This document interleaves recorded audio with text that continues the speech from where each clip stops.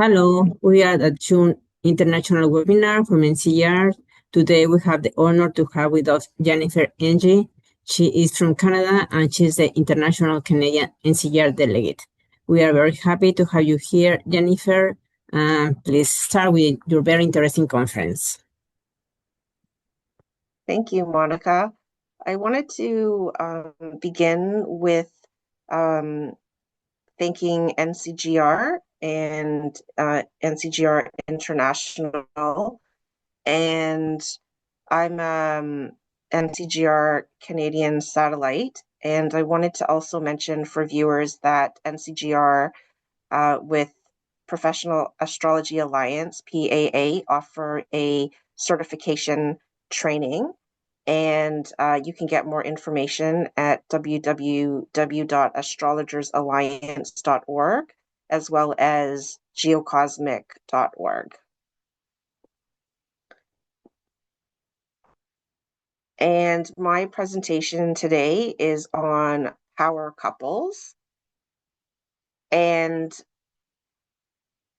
I want to start by giving a little bit of background that the term power couple had an uptick in use in 2015. And it's a relatively new term. From the late 20th century, there was a new social reality for married couples. And it really is linked to a social justice theme of feminism and female empowerment for the middle class, uh, because in history, women have always had to work. Women who were from the lower socioeconomic classes, and if you're familiar with a classical or classic um,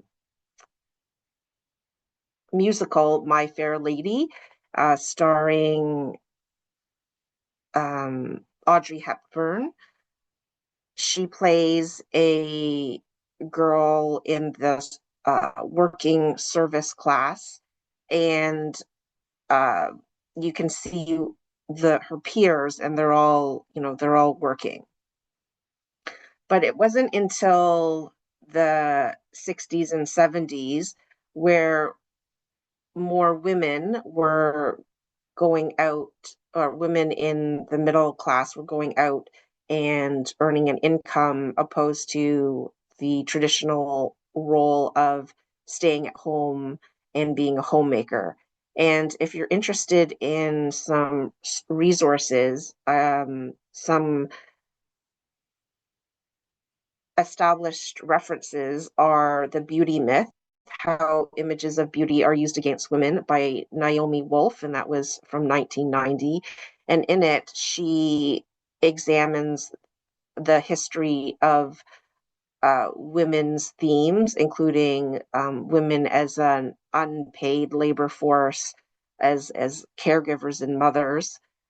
And another one is Women, Race, and Class by Angela Davis from 1981. And that explores the themes of slavery and supporting the first world economies and social economic institutions, as well as Women and Socialism, Class, Race, and Capital by Sharon Smith from 2015. The earliest known use of the term power couples is referenced by the Oxford English Dictionary as first appearing in the magazine Newsweek in 1983. And the title and the cover is Portrait of America: The Hidden Revolution at Home and on the Job. And the index, or the table of contents, one of the main articles are Meet the Power Couple. And if you're interested in checking out the cover, you can search that edition up on eBay, because it's for sale. And that power couple in that edition in 1983 is covered Robert and Elizabeth Dole. At the time, they were a notable married couple in American politics, and they're still considered a notable married couple in political history. And I just want to give you a little bit of background. Rob or Bob Dole was a long-serving Republican senator, while his wife, Elizabeth Dole, served in various high-level government positions, including Secretary of Transportation, Secretary of Labor, and they met in 1972 and 3 years later married. His political career, he started with representing Kansas in the Senate for 33 years, serving as the Senate Majority Leader for a period. And he played a key role in important pieces of legislation, including the Clean Air Act and the Americans with Disability Acts. However, there were some controversies in his. He did campaign in 1996 for president as well, and he continued to be involved in public service, including founding the Dole Foundation. And his wife, Elizabeth Dole's political career, she served as Federal Trade Commissioner, Secretary of Labor, and Secretary of Transportation, Public Service. And her work in transportation policy and as a consumer advocate was recognized. And she's known to have had an impact on women's rights. And she's a member of the women's liberation movement and advocated for equal rights. And she continues to be involved in public service. Her husband passed away, and she's active through the Dole Foundation. And she also campaigned for him throughout his political career. And together they founded the Dole Foundation, that has a mission for public service and public policy. And so they would be credited with attributing or being the first couple to be described as a power couple, because he was a senator in American government, and then she had key cabinet positions and advocated for women's rights. However, the term power couple has also been speculated to reference soap opera couple from General Hospital, Luke Spencer and Laura Weber, because of Laura's superhuman ability to come out of a coma, and it took on new meaning. So the traditional or original power couple meaning has to do with two couples that individually have notable careers or are in the public eye, particularly with politics or entertainment. However, as time has gone by, that term has evolved. But throughout history, there were other notable couples that were a pair where the wife was recognized for her support or involvement in the marriage that supported the husband. So the first couple from history, and we don't have their birth times, but I just wanted to include these couples as a background for the term and the concept, that the second U.S. president, his wife, Abigail Adams, and John Adams, the president, the second U.S. president, describes how his wife, Abigail, softened his edges and broadened his outlook, like his Jupiterian outlook of America. And he was known to be pretty critical and uptight, but her influence on him did have a significant effect. And he realized this before they got married in 1764.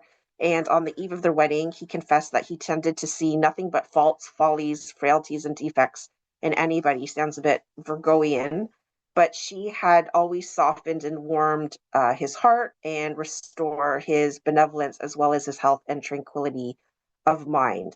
And he's known for so there's a notable partner where he is attributing or crediting her value in the partnership.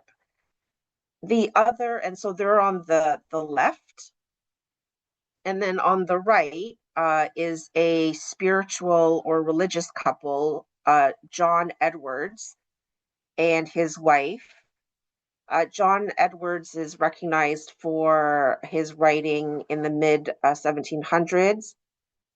During that time, thousands of Americans were renewing Christian faith through John Edwards' preachings and many other pastors. But his wife, Sarah Edwards, had many extraordinary spiritual experiences, including one in 1742 that was a multi-week spiritual experience where she felt a transcendence or quote ravishing sense of the unspeakable joys of the upper world, end of quote, or heaven. And she became a key case study in his book, The Awakening, with a capital A, as she achieved a level of reverence and affection for her God that deepened his own spiritual understanding. But she was also a quintessential uh, Christian wife. She lived a typical 18th century pastor's wife with 11 kids and constant visitors, even during her spiritual, transcendent Piscean experience or Neptunian experience. And he depended on her. He traveled to Princeton to take over a key role. And he got sick and was dying, and he regretted that he wasn't with her, or she wasn't there to be with him. And he told his daughter, sent a message through his daughter Lucy to tell his wife Sarah that the most uncommon union which has so long subsisted between us has been such a nature as I trust is spiritual and therefore will continue forever. And this Edwards family is considered to be a pretty influential family, as Sarah Edwards became grandmother to U.S. Vice President Aaron Burr, and her great grandfather was the founder of Connecticut, the state, the Connecticut, and her grandfather was the founder of what became Yale, and she was educated at home. And some of her experiences are described similar to Saint Teresa of Avila, and this affected Edward's religious life and the model of spirituality during the 1700s that were documented.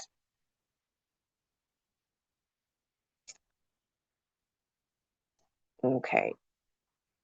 Then the next power couple. So these are considered by some the three most notable uh, power couples, but there are more that we're going to also look at. So we're going to look at this couple today, Margaret and Dennis Thatcher. So until the 20th century, the husband in historic marriages, like the ones we just saw, it was the husband that was the had the public role and was the public figure in politics or religion or business. But Margaret Thatcher is an example of a prominent female public figure where she is the British Prime Minister. And um, her husband, after Margaret Thatcher resigned, he was awarded, he was the Queen Elizabeth, the late Queen Elizabeth II created a baronetcy or baron title um, that could be inherited for Dennis Thatcher as a recognition to his important role in supporting his wife, who was the British Prime Minister. He was also a businessman, and he served in World War II and also was recognized for his service, particularly in Italy as well as in France. And he stayed in the reserves until the age of retirement, up until the age of 50. And in 1979, Margaret Thatcher became the first female British Prime Minister.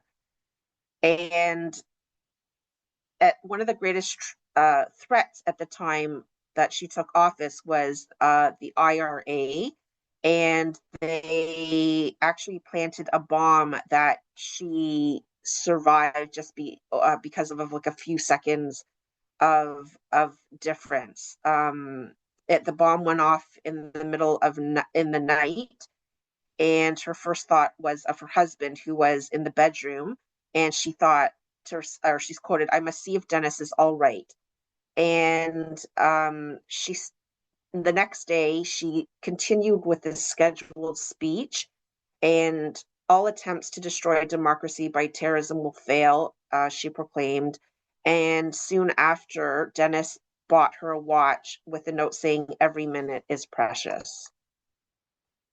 So the typical term of power couple is when the couples individually have a career in political, public figures, entertainment, but now it can encompass a variety of uh, range of couples, business, or just couples who are highly successful in their own careers and support of each other.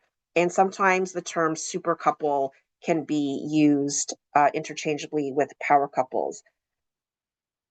So, in the modern sense, a power couple is often characterized by having a strong, supportive relationship, being driven and ambitious, and potentially having high profiles in their respective fields. And they can also be expected to be not only driven and confident, but also wealthy. And they also encourage each other and are supportive of each other's goals. So usually society associates super couples with or power couples who are rich and famous, but a broader term is a couple's ability to complement each other's strengths and has more to do with being a power couple than wealth and celebrity status. So it's really happy and productive. But in this presentation, I've chosen to look at couples that are in a political, have a blend of couples in politics or politics with entertainment. And before we look at these case studies, when we're looking at power power couples, that astrologically to me associates with the public and their career. if we go with the uh, kind of like the more original definition, that they're prominent in the public eye and known for their careers. So we would want to look at something to do with the ascendant and the midheaven, and we'd want to look at their individual natal charts as individuals in successful individuals or notable individuals in their own right. So we're going to do that. We're going to look at each individual's natal chart, and then we're going to look at their synastry or the biwheel, and then I've also considered the Davison chart as well. But in the synastry and the Davison, we want to look at uh, the ascendant, midheaven, for the power couple relationship or notability, and in the relationship, the descendant. Obviously, it's not going to be only this, but that's one of the key patterns that we would kind of have our eye out on. So in this presentation, Um, these are the couples that I've chosen to look at. We're going to start with Barack and Michelle Obama, Hillary and Bill, Margaret and Dennis Thatcher. But we don't have Dennis Thatcher's time of birth, though we do have good Rodden ratings for Barack and Michelle Obama, Hillary and Bill Clinton, Margaret Thatcher, as well as Prince Harry and the Duchess of Sussex, Meghan. And then the monarch, the monarchy of Monaco, Prince Rainier III and Grace Kelly, or Princess Grace. I took out Justin and Sophie Trudeau just for purposes of time. But there are many other power couples that we could explore. So in this presentation, I'm going to look at each individual's natal chart, then their synastry and biwheel and the Davison, and then look at their midheaven, ascendant, descendant, asteroids, and declination for some of the charts. And I apologize, I wanted to get to the fixed stars and prenatal eclipse, but I wasn't able to fully cover that. So to start with our first couple, with Michelle and Barack Obama, um, Barack taught constitutional law at the University of Chicago for 12 years, from 92 to 96, and was a senior lecturer from 1996 to 2004. And from April to October of 1992, he directed Illinois' Project Vote to get voter registration increase. It achieved its goal. It more than doubled its goal, from registering 150,000 to 400,000. And mainly they were unregistered African Americans in Chicago. And in 1993, he was listed as the top 40 under 40 powers to be. And he's an author of many books. Some well-known books he's known for are Dreams from My Father, A Story of Race and Inheritance, published in 1995 as a memoir of his early life and journey towards Harvard Law School. And then in 2006, The Audacity of Hope. And he also published books while he was in his presidency. Michelle was the Associate Dean of Student Services at the University of Chicago and the Vice President for Community and External Affairs of the Chicago University Medical Center. She's also authored 3 books, including a New York Best Time Selling memoir, Becoming, from 2018, and The Light We Carry from 2022. She also authored American Grown while she was First Lady in 2012. And now she has a podcast. She continues to advocate for poverty awareness, education, nutrition, physical activity, and healthy eating, and other various philanthropic and public initiatives. And they founded the Obama Foundation, of which Barack is involved with. And Michelle uses social media to um, elevate and empower themes and topics for women and girls. And she works with her brother now with the podcast. So let's look at Michelle Obama's chart and see where some of those themes are uh, described astrologically. So she's got Pluto and Uranus in the 10th, and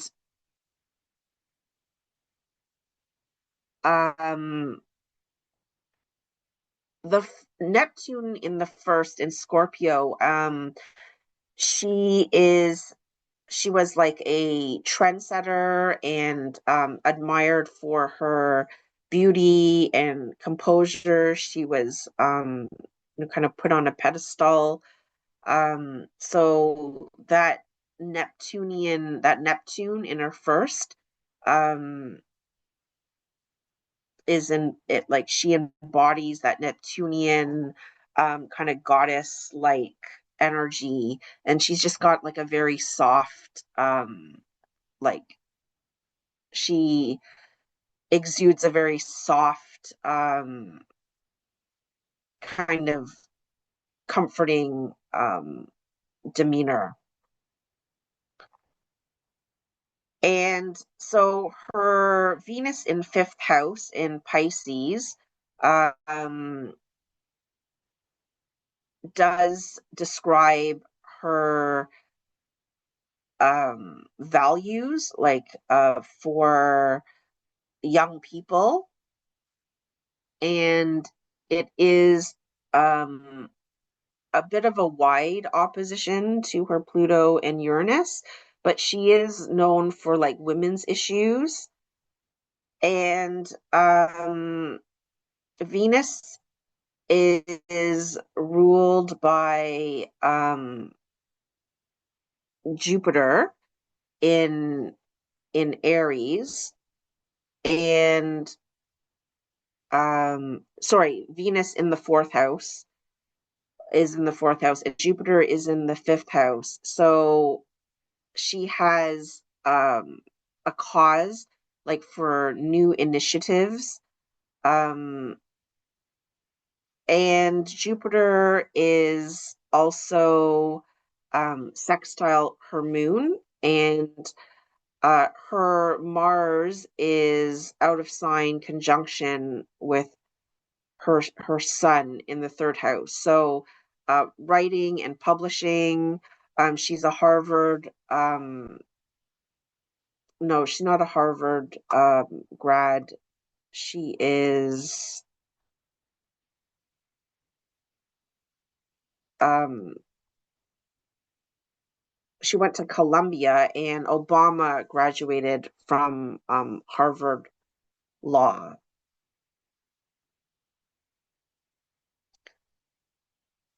So we look at the cusp of the 10th, which is Leo, and that's ruled by Sun with Mars, and that is the ruler of her first house, and they're out of sign conjunction.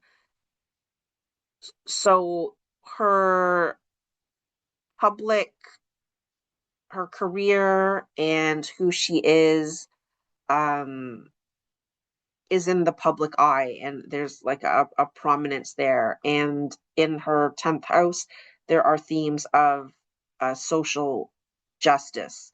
And her sun and Mars are ruled by Saturn, a dignified Saturn that is conjunct her moon in Aquarius.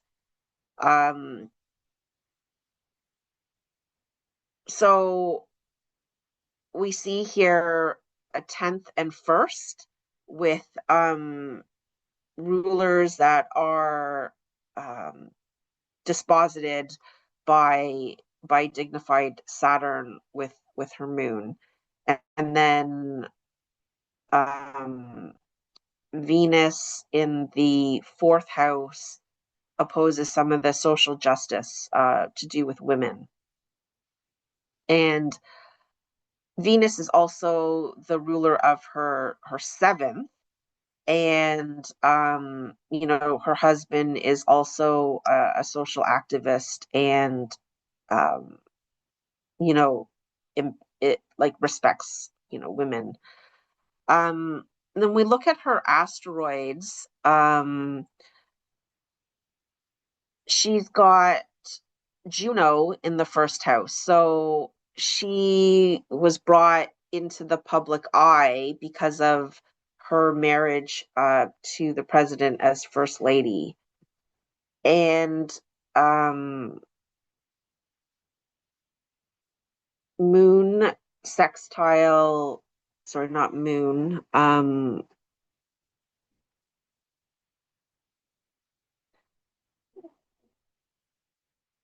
Moon is trine. No, moon is a square or applying square to her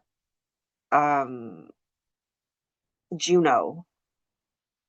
And I remember listening to an interview with Barack, and he asked Michelle before he was going to run what she thought of him running for president, and it was her preference that he not, but she did support him. So I would think that that'd be characterized by a moon applying square to Juno, because Juno is the asteroid for partnerships. And then we have Jupiter at 12 degrees Aquarius that is trining Ceres, which is nurturing and health. And some of her causes are to do with nutrition and taking care of oneself. And that's also trying the part of fortune in her 2nd. So Jupiter from the 5th. And so before her marriage to Barack Obama, she was an associate lawyer in the firm, and she already had an impressive um, resume or curriculum vitae. Now, this is Barack Obama's chart, which I'm sure has been looked at many times while he was in presidential office. He is a sun in Leo, excuse me, in the 6th house, and his ruler, his MC is late degrees Scorpio, which is the ruler is Mars in Virgo in the 7th, so it's angular, and he's got basically an applying out of sign opposition. Like moon is the midheaven. His midheaven is applying out of sign to his moon. And then the Lord of the 10th,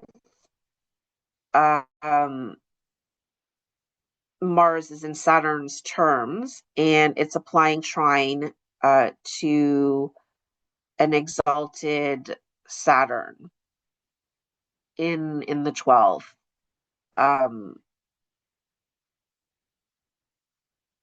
And the Sabian symbol for is skill, courage, sheer muscular energy, and for his ascendant, it's associated with a white dove and a message to accomplish a mission. So he's really a person that had a mission to accomplish certain goals, especially with his Obamacare and he was had grassroots community service, so that could be Saturn and Jupiter in the 12th house, like acts of compassion, and Saturn is dignified, and is lord of the first. And if we look at his asteroids, interestingly, he's got Chiron in Pisces, so he's there's some kind of theme with education, and he held some university positions, like he taught law and or was elected house there, being like associating with university.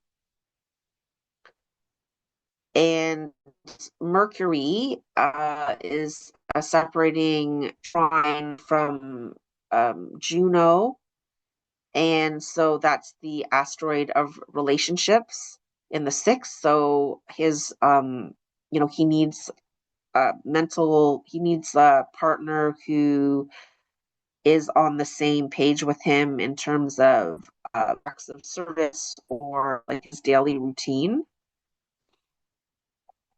And he's got the part of fortune in the 10th house there, which is also being trined by Mercury, which is in a kind of loop dispositorship pattern with Sun and with the Sun. Not a loop dispositorship, but Mercury is disposited by Sun. So Sun is one of the final dispositors. But Mercury disposits Mars.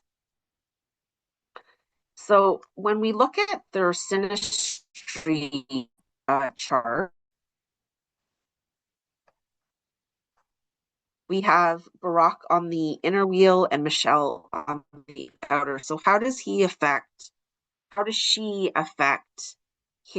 his public persona here? So you see her Venus and Moon and Saturn in Aquarius. Her Moon conjuncts his South Node, so there could be some, in terms of evolutionary past life connection there. But through being First Lady, her compassion and activism for women and girl rights are associated with him through the public, or the public knows about this aspect of her through his public life. And her part of fortune falls in his 10th house, and I think she brought grace and composure to the White House, and her acts of charity also, she sacrificed probably her career and private life to support him, with her Sun conjunct his Saturn, and Saturn is the ruler of his first house. So she empowers, or she brings confidence to him. She kind of, the Sun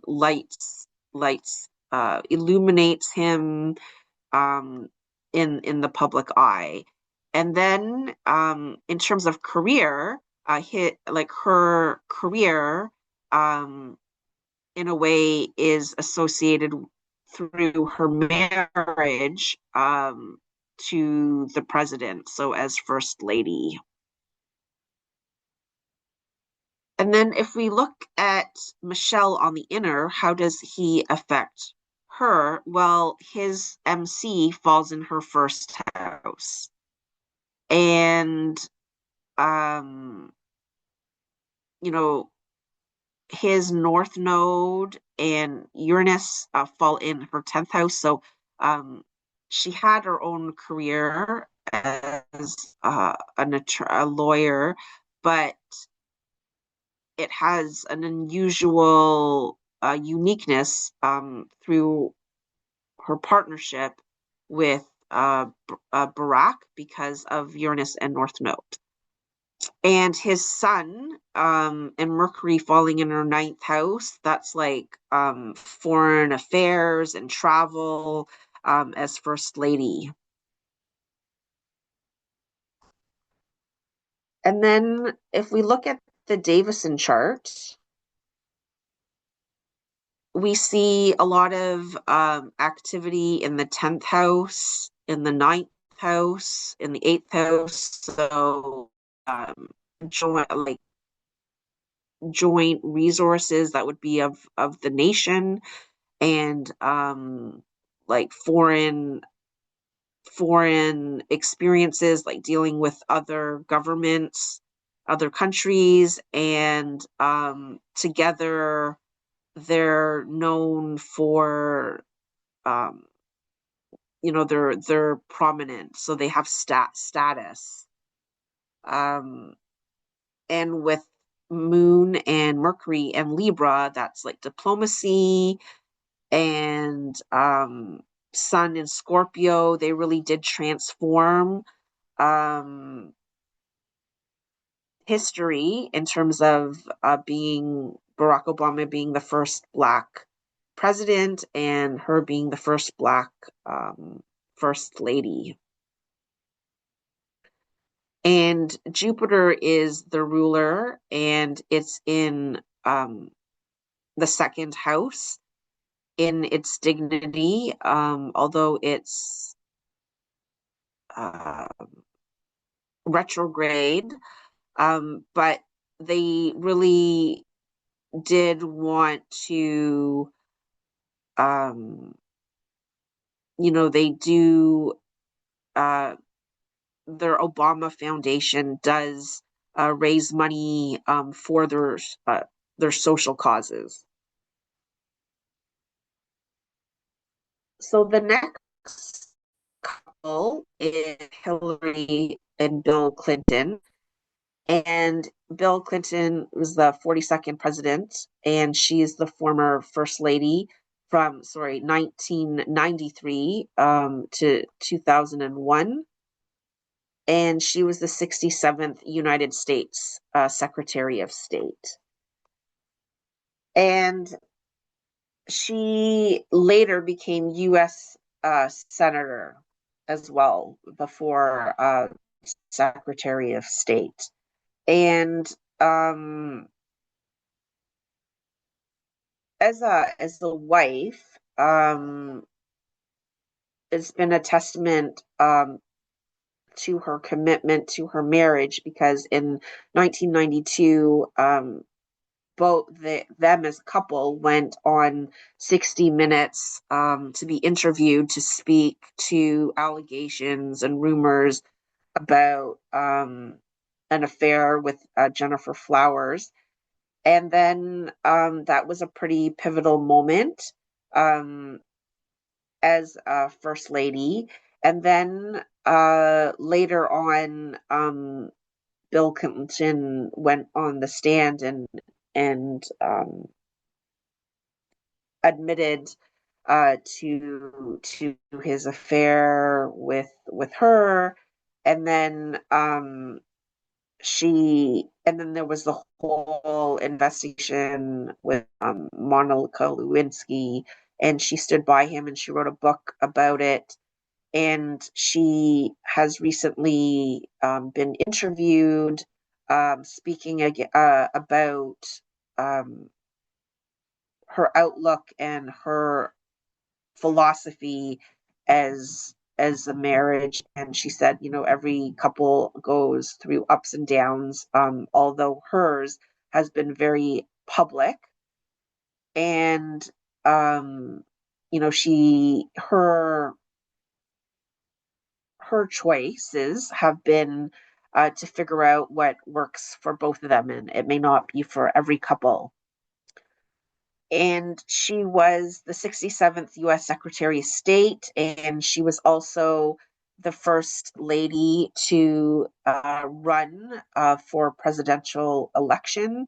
As the member of the Democratic Party, she was the party's nominee in the 2016 election, and she was the only woman to win the popular vote for U.S.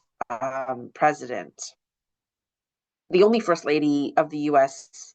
To have run for elected office. And she graduated basically from uh, Yale Law School, and she was a congressional legal counsel, and they met in 1975. Oh, sorry, they married in 1975, and she co-funded the Arkansas Advocates for Children and Families, and she became the first woman partner at Little Rock um, Rose Law Firm, as well as the First Lady of Arkansas from 1983 to 1992, and she advocated for healthcare reform as First Lady. Um, and in 1997 and 1998, she was a key role in legislating the state children's health insurance program and the Adoption and Safe Families Act and the Foster Care Independence Act. Um, she was first elected to the U.S. Senate in 2000 and was the first female senator from New York. And as a senator, she chaired the Democratic Steering and Outreach Committee from 2003 to 2007. She also ran for president in 2008. And in 2009, she resigned from the Senate to become Obama's Secretary of State. She also helped to organize a regime of international sanctions against Iran in an effort to force it to curtail its nuclear program. And she responded to the Arab Spring by advocating for military intervention in Libya in 2011. And then she came under controversy with use of a private email server as secretary, and I think that was used against her during her second presidential run in 2016. And she's written multiple books, and they have fundraising. They do fundraising, and in 2011, she was appointed the honorary founding chair of the Institute for Women, Peace and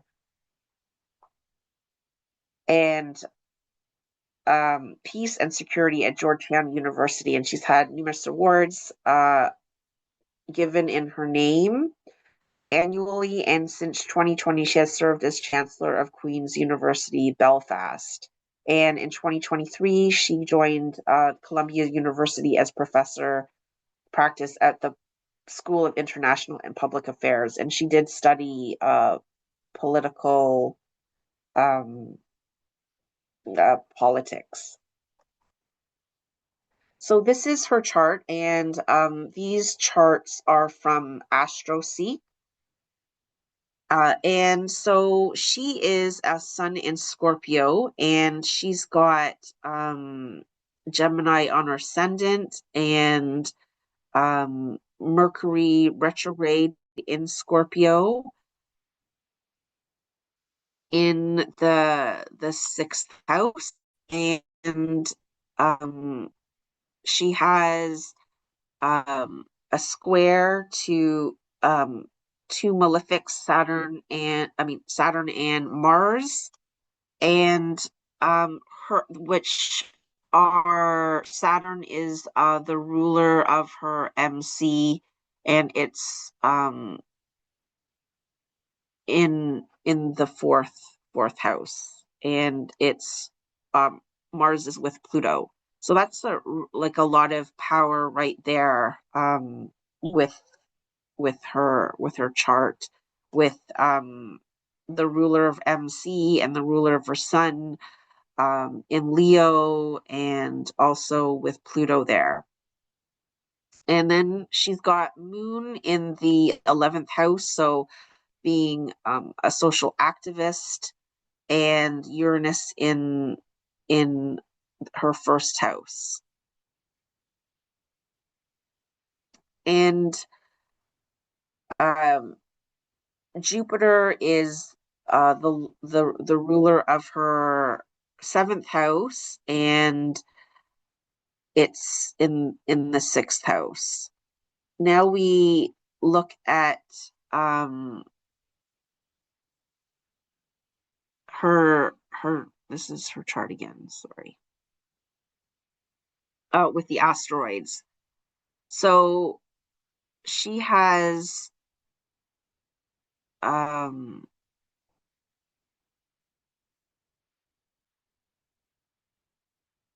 she's got Juno in the seventh, as well as um she's got this up here in the 10th, which is, sorry, my eyes are crossed. Palace in the 10th. So she's known for her advocacy in her career. And then with Bill, which has been also looked at before, he's like Obama, he's got a sun in Leo, and he's got um Jupiter, Chiron, uh Venus, Mars, and Neptune in the first, and Moon in Taurus, a moon which is the ruler of his 10th, and he's got Saturn in the 10th, and he's got Sun and Pluto and Mercury in the 11th, so that would um, give him and Hillary some commonality in terms of uh, community and um, like-minded activities and causes. And then he's got part of fortune in the ninth. That would be like his foreign affairs as president. And then in terms of asteroids, he's got not asteroids.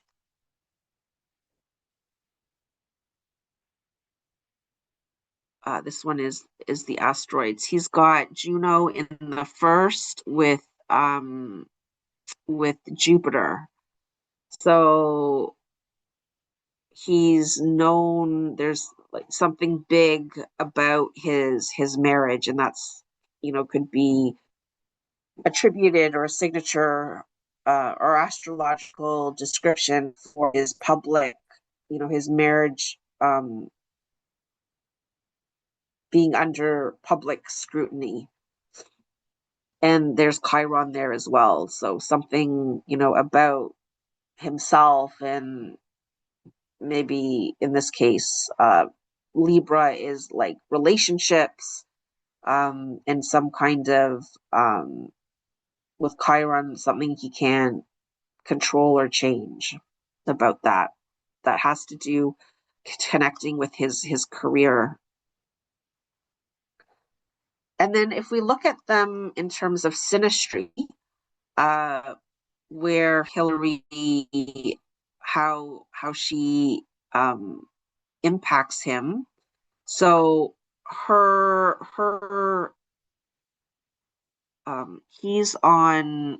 she's on the inside, and Bill is on the outside. So his career, his MC, falls in her 11th house.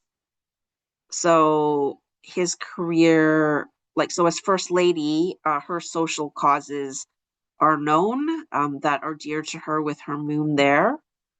And um, Uranus part of fortune, in her first house. His North Node Uranus and part of fortune in her first house, and his sun in her fourth house. So he kind of illuminates her personal and private life. Um, and then with her, how does she affect him? Bill Clinton being on the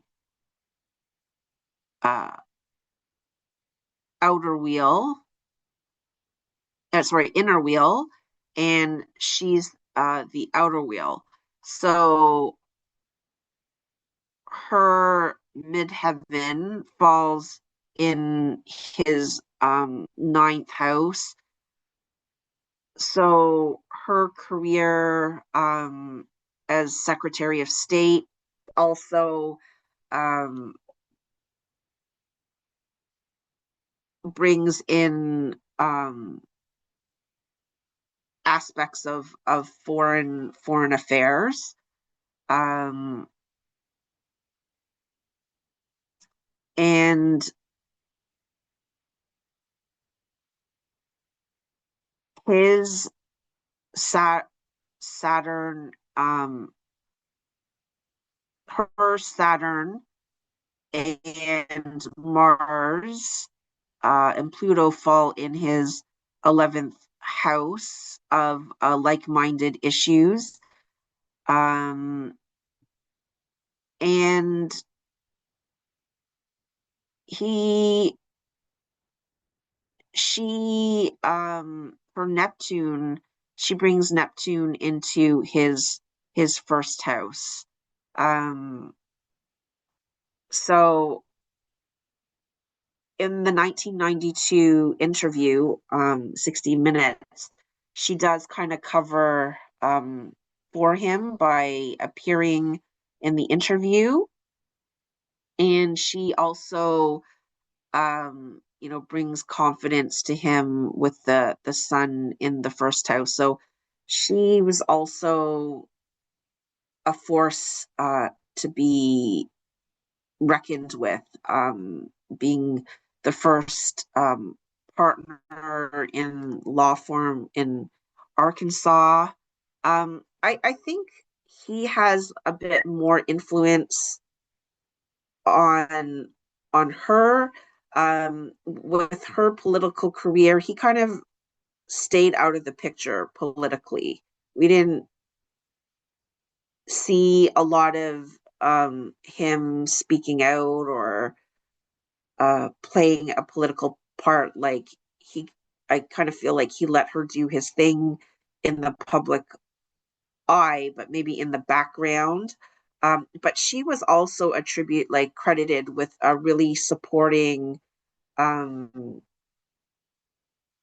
him and his decisions and policies as a president, or at least there was kind of speculation of that. So maybe as U.S. Secretary of State, he kind of, he took like backseat. And then in their Davison chart, you see that there's Chiron in the 10th house. So there's some very public and intimate lessons with Chiron in Scorpio. They did together have a Jupiterian outlook of transformation, like with her with healthcare policies, in in terms of like-minded social causes, and with Venus as the ruler of the 10th house. Um, they have well, they're both Democrats. Interestingly, she started out early in her political career, um, kind of supporting a Republican candidate after Nixon. Um,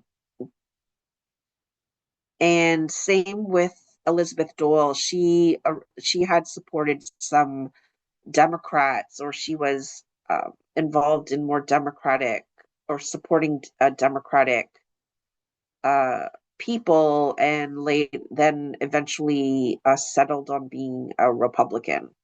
So I thought that was kind of interesting. Venus in Aquarius, they want change, and then Saturn in the terms of their public uh, life, they're known like with Saturn as the ruler, angular. They're known for their marriage is one of the key things.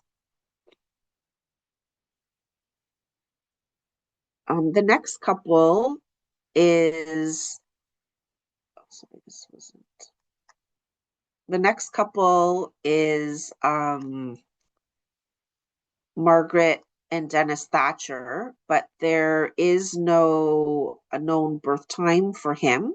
He uh he was actually married before her. He served in the military, and even though he was married to his first wife, they never lived together because it was the war, and they just had like weekend like visits. But after uh the war was over, she told him that she was in love with somebody else. And that affected him so strongly that he didn't tell his children. Like their children were in their like teens or adulthood until they found out that he actually had a first wife, and it was really through the media that they found out.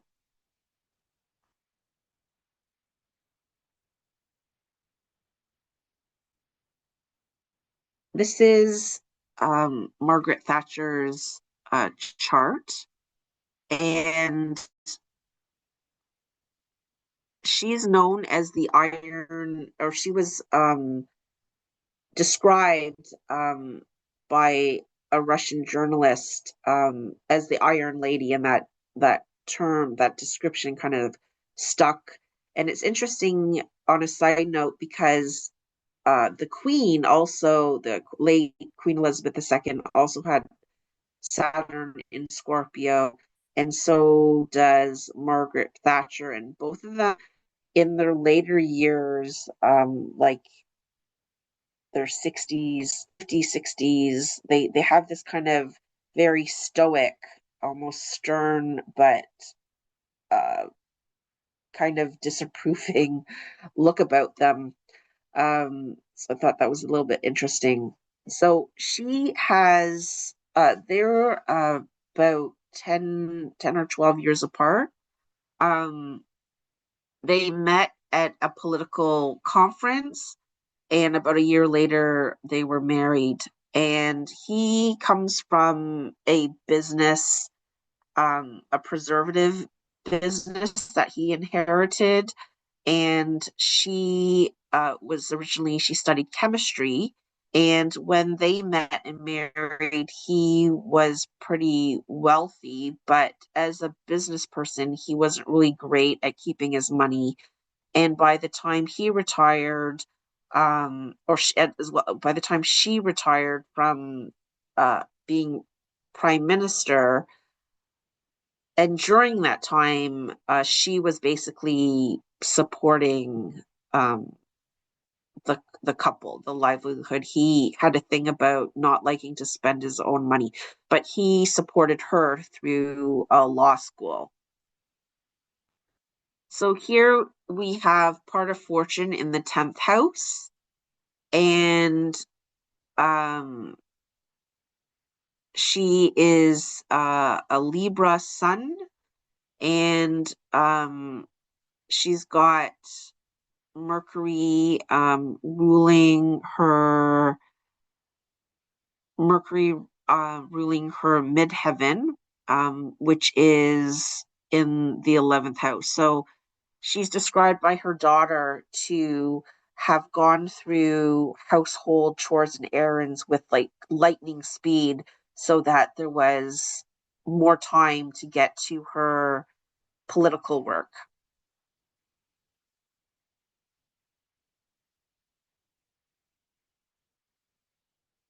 So Saturn in Scorpio, there's that Iron Lady and um,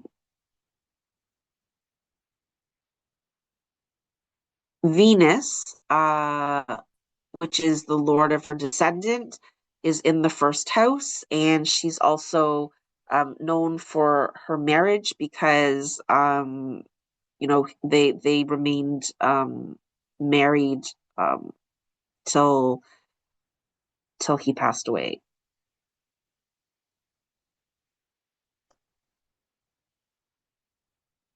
And I think that Mars is the ruler of her first, and it's in the 11th, so she's known for she they because of her they coined a political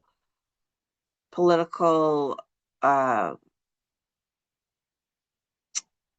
outlook or philosophy or approach called Thatcherism, and it's been kind of compared to Reaganomics, which is uh, free economic capitalism and not really liking unions and labor laws, as well as a frugal spending of the state. Um, Now, his his this is her chart with the asteroids, and she's got Juno here in the second, which is interesting because um, there's themes about finances. First, he supports her, and then she ends up supporting them in the later part of the relationship.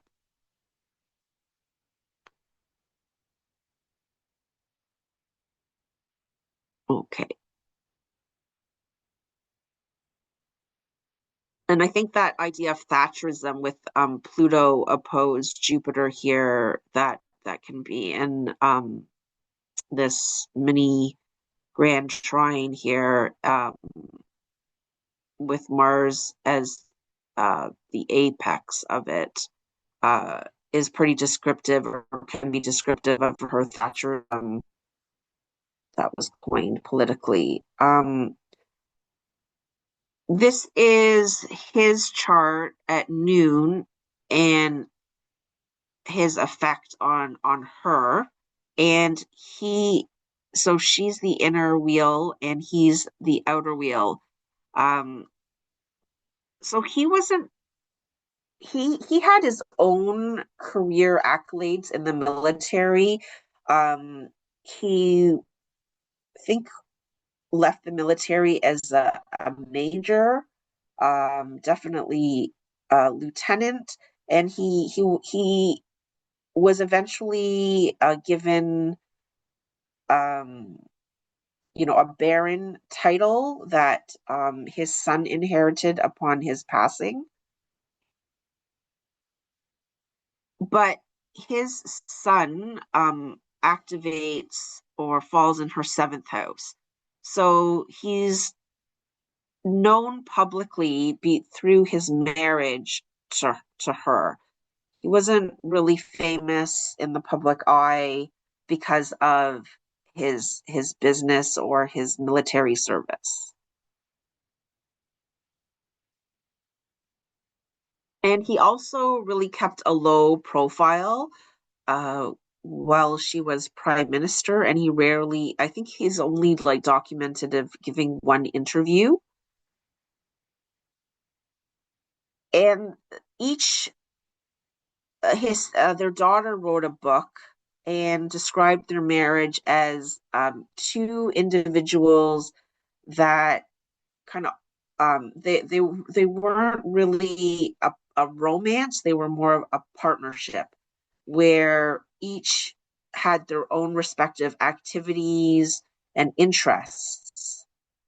And I think um he didn't have an issue with her having like a really high powered position. He supported her, and she really did rely on him for to bounce ideas. And in fact, he had suggested that she resign, or she that her resignation would be coming up because he could see that she was losing support at the end of her term of British Prime Minister. So he really was her confidant and support. So you can see that how his moon and Venus and Mars falls in her sixth house. So um, moon and Venus in her daily affairs at work.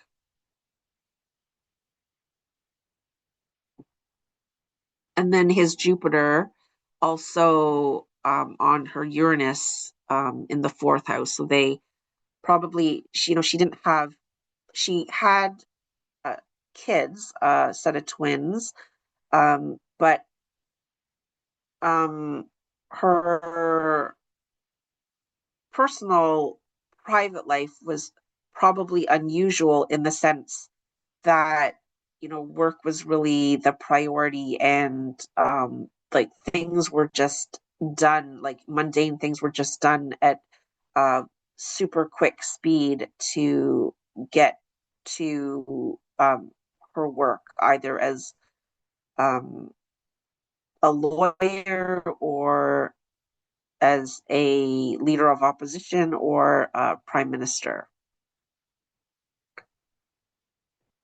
Next, we have Prince Harry and Meghan, Duchess of Sussex. So the couples that we just saw were basically political couples, heterosexual couples, and there are many same-sex prominent couples um, in entertainment and business, or business and entertainment. Um, but this is a couple that where you have an actress and constitutional monarchy. So constitutional monarchy means that they're more of a symbol. They don't have um, like constitutional like power. And uh, he by birth was a notable person, being second in line to the throne when he was born. And then she was an actress with a successful career on television series called Suits, but her celebrity status was really um, kind of exploded through her engagement and marriage to Prince Harry. I have to admit, I didn't really know who she was until she was on the cover of like People magazine as you know his fiance or love interest. So Prince Harry's chart, um, he's got Saturn um, in Scorpio that is uh, just past the ascendant, but he's got Moon in Taurus oppose that, and he's got a bucket um, chart formation with the Moon um, as its handle, and it's a very um, objective and public, with like causes and social justice and things that are done, not for ego, like compassionate. He would go spend time in Africa and be with um, like kids, and he also formed. He and Megan formed the Invictus Games, which are to promote veterans that were disabled in service. And um, she is, when their relationship was first announced in the public eye, there was a lot of positive reception because she was of mixed race.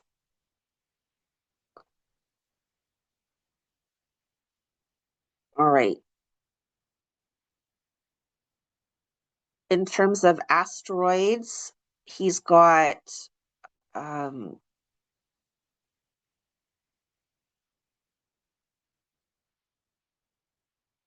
I'm looking for Juno here. So he's got Juno in the eighth house. Um, we could interpret that as marriage, and joint resources. Um, and he's got, uh,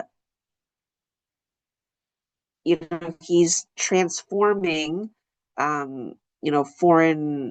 foreign relationships or foreign affairs, because she's an American, she's not a British citizen, and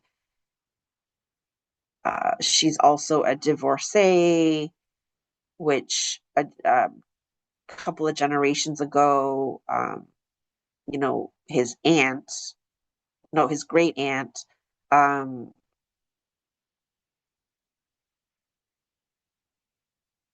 Princess of the Queen's sister, um, wasn't allowed to marry the love of her life because he was a divorcee. And she's also of mixed race. And in terms of his public life, he's got the South Node in the 10th house. So evolutionary speaking, he's kind of done this before.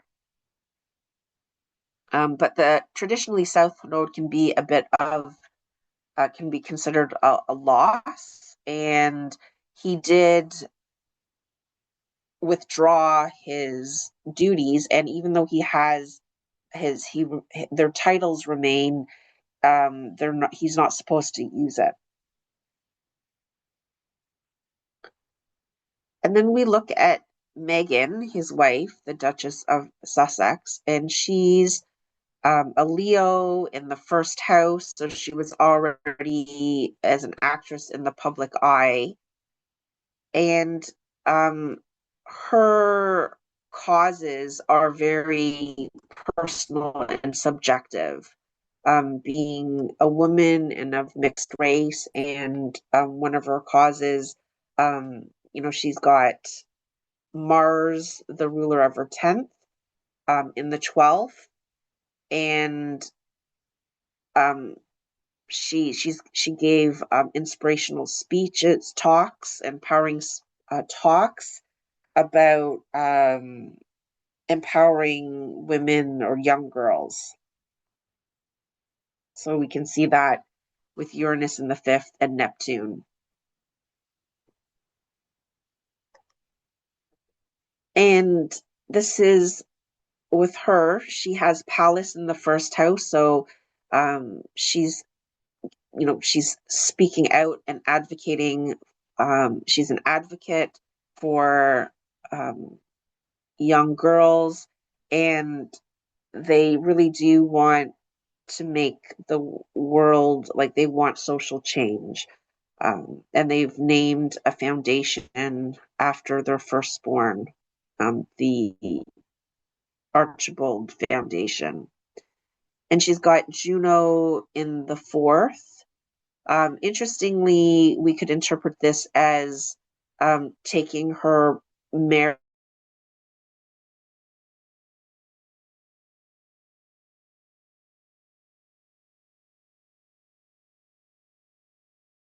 part.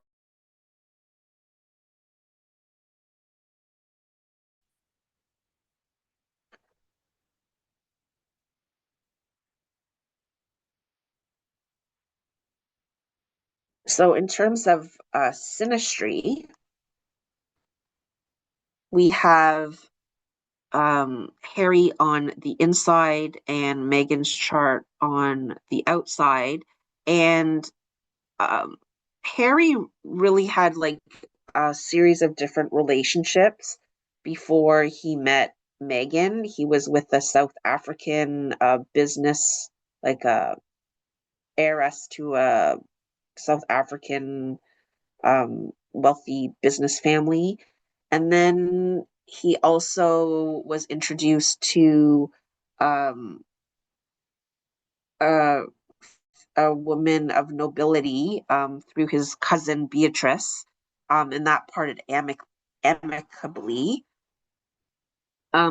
But look how she activates his seventh house. So and with if Mars there, so she's a sensitive, compassionate um partner, and um there's this thing of joint resources and the relationship with the royal duties, and uh and this Uranus in his 10th house of her being mixed race.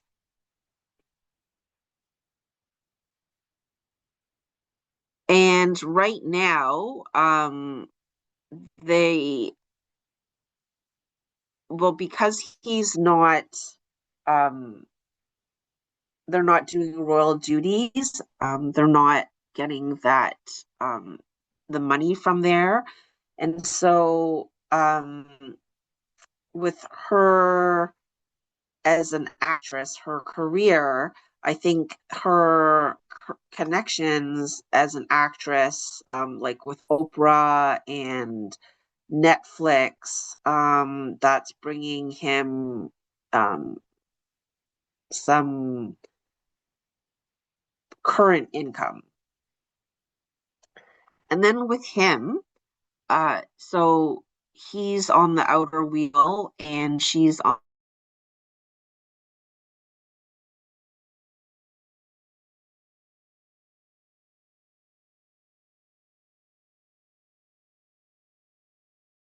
or making changes to community. And um, he his connection with his mother and her work in Africa, and his uh, visits there to spend time with the children. She he he activates that subjective part of her chart. And then um, her her MC is Mars, and his Mars falls in her fifth house. So that of um, creativity in children. There was a lot of like publicity, like when they had kids or their first kid. And then their Davidson chart, there it's a prominent, you know, southern hemisphere.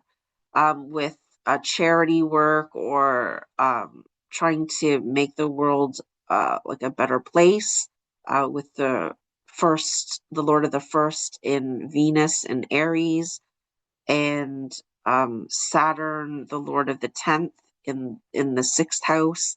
What they're doing on a daily basis with the Invictus Games and trying to uh, raise funds and create social movements with Pisces, Sun in Pisces.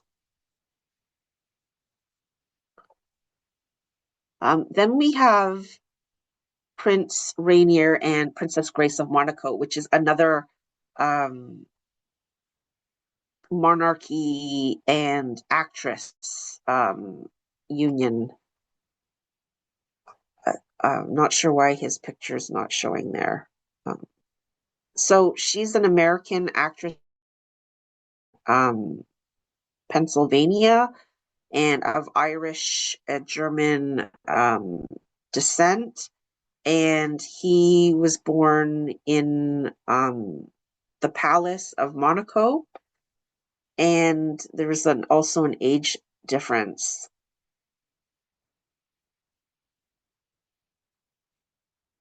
So he actually dated another French actress. You can look her picture up on the internet while he was studying in Paris. But his older sister, the heir to the throne, she spread rumors that the girlfriend at the time was not fertile, and they lived together for 6 years. But they met when Grace Kelly was attending cons, and there was like a promotional um, a promotional marketing event, and they had her take pictures with him, and that's how they met, and they dated, and a year later they were engaged. So he's got Uranus in the 10th house with um, Saturn as the ruler in exaltation. Um, so he's got an unusual um, career. He was also responsible for um, transforming or revolutionizing income for Monaco to make it like a um, off, uh, offshore or like tax-free um, country. So it's got like the biggest concentration of millionaires um, in the country, or the largest number of millionaires or high percentage of rich people who live in Monaco.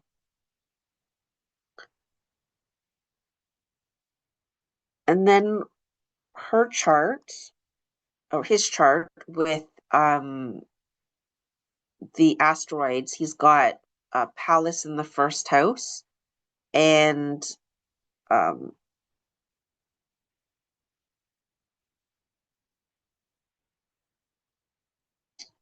he's got Pallas in the first house. And then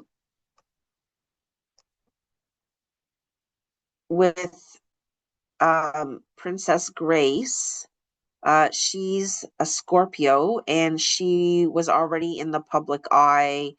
She was in Hitchcock movies, and um, she had Academy Awards, and she was just like a goddess here, like with Neptune in the 10th here, and Sun, the Lord of the 10th, which is Sun, also in her first house with the Lord of the first conjunct.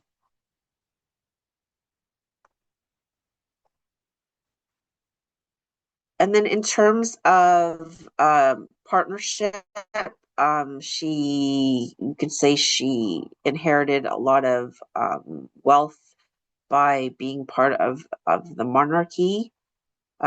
She unfortunately died in a tragic accident, a car accident. She had like a brain hemorrhage while driving, and she was 52, and they thought she would recover, but while she was in the hospital, she suffered another brain hemorrhage, and he decided to end her life support, and he never remarried. I think he lived until his 80s, um, and when she died, he was in his early 60s. So he also created like a special rose in her name. This is all after she passed away, and over the years after she passed away, and um, has a huge like rose garden with um, lots of roses with her statue in her memory.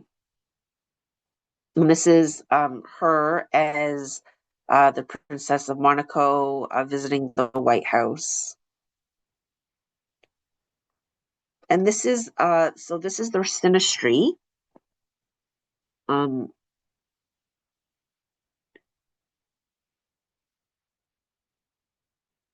uh, he is on the inner wheel and she's on the outer wheel. Um, so her moon in Pisces, they had the biggest like marriage, like it was like the first uh it was televised, it was very glamorous. It was one of like the first glamorized televised weddings, and we can see that dreaminess with moon in her moon in Pisces in his 10th, and then that of commitment. Saturn in Sagittarius. She was 26 when they about 26 when they married, and they had 3 kids together. And she's quoted as wanting to be remembered for somebody who did made useful contributions and was a kind person. And then her on the inner and him on the outer, um, he kind of expanded her public persona with Jupiter falling in her first house.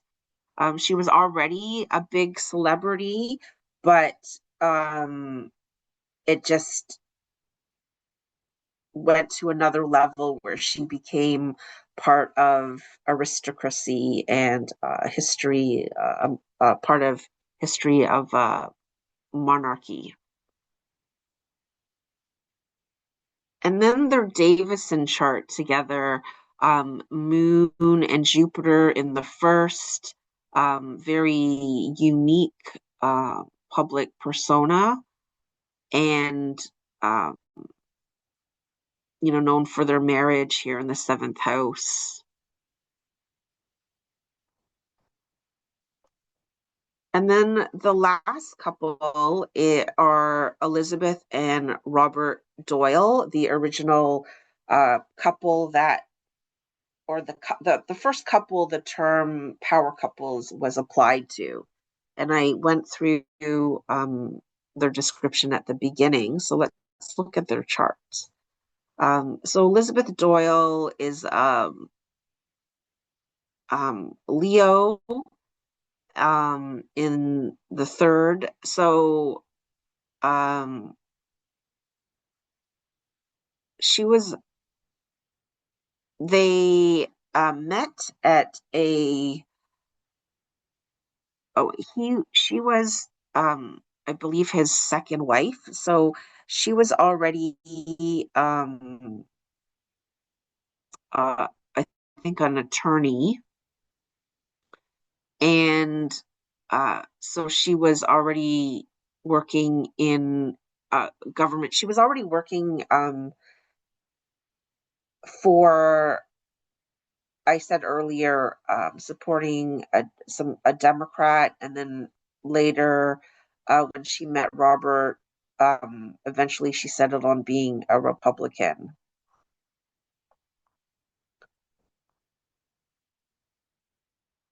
And then she has um, Juno in the third.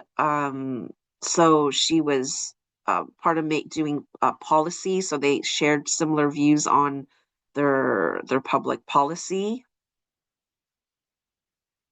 Um, and then they have part of Spirit here in the ninth, foreign affairs, and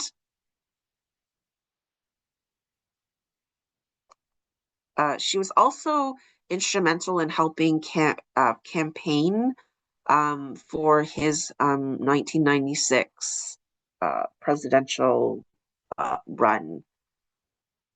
And their birthdays are quite close. So he's a late degree Cancer in the fourth house, and he got and Leo, Mars and Neptune in Leo.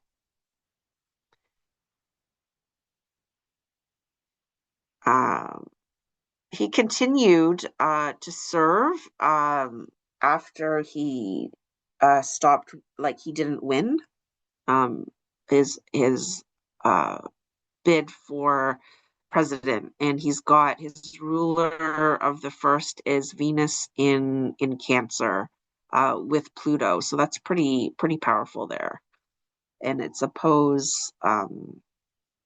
his close to opposing his midheaven. And then his Juno is in the fourth house. Um,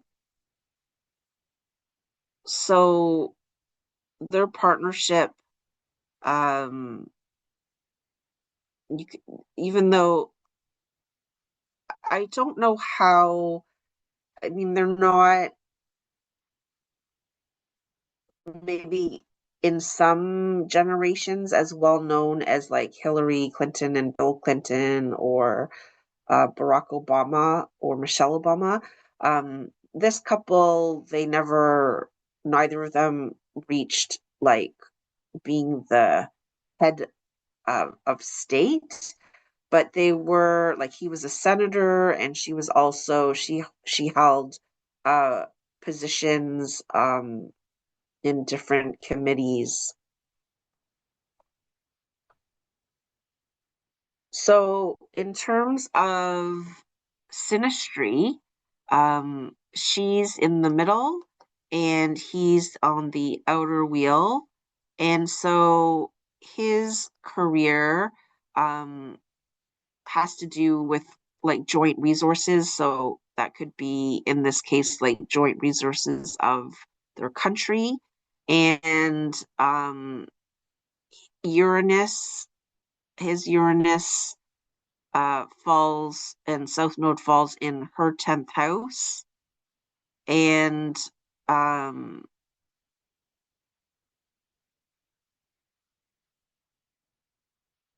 he's got his Neptune and part of Fortune oppose um, her 10th and ninth house. And then when we reverse the biwheel, her career falls in his 11th house. So they're like-minded individuals or they have like a similar cause. Um, and then lastly, their Davison chart, we see part of Fortune and Vesta. So they really did maybe nurture each other's careers. Um, and as a couple, they're used to being in the public eye. And there's like more that I could go into, like with Barack Obama and Michelle Obama's chart, like their prenatal eclipse degrees, there's contacts with that, and both were born like either like a day or two within a solar eclipse. So um there are many other couples. Like I had a really long list of different couples like Beyonce and Jay-Z. Um, but these are the focus and the themes of for couples in that were relationships related to heads of state or actress and somebody in a constitutional monarchy. So I just want to thank MCGR for this opportunity. And I think there can be, this could, there's like many different case studies, um, interesting case studies that can explore notable couples. But I think the key thing is to first each individual's natal chart and look for where each person is successful or notable in their own right, and then see how um, their synastry and Davidson chart, how they combine and complement or elevate, or sometimes like Dennis and Margaret Thatcher, how they just operate independently in terms of their careers, but through their marriage, one supports the other. So that concludes my presentation. Thank you very much, Jennifer. I think it was very interesting with all your examples. I think everybody enjoyed. And in the name of MCR, we thank you again. Thank you. Bye. Thanks, Monica.